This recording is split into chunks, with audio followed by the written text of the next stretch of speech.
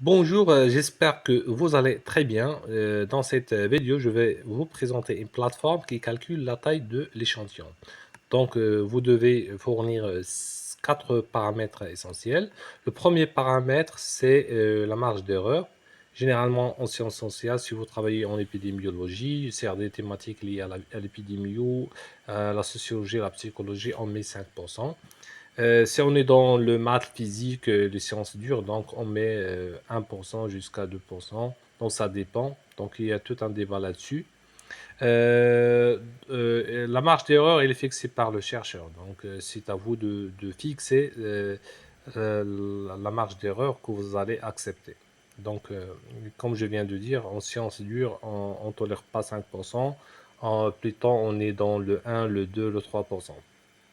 Donc, ça concerne l'exactitude des résultats que vous allez trouver. Donc, ça, c'est le premier paramètre. Le deuxième paramètre, c'est la marge d'erreur. Donc, toujours en sciences sociales, on met 5%. Si vous êtes dans le marketing, la sociologie, la psychologie, anthropologie aussi, donc les études en sciences sociales, donc on met 5%. Donc, l'intervalle de confiance, ça sera 95%.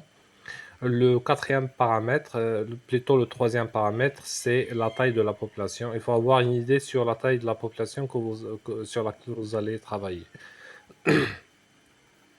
Et donc, ici, il y a une mention. Si vous ne connaissez pas la taille de la population, vous allez laisser tel qu'elle est 20 000 observations.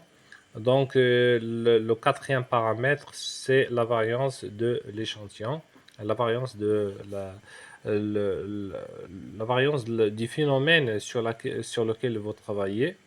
Donc, si vous n'avez aucune idée sur la prévalence ou la proportion du phénomène dans la population, on met 50%. Donc, une fois que vous allez fournir ces quatre paramètres, automatiquement, vous aurez la taille nécessaire pour la conduite de votre étude ou enquête. Donc, la taille de l'échantillon, ça sera 377.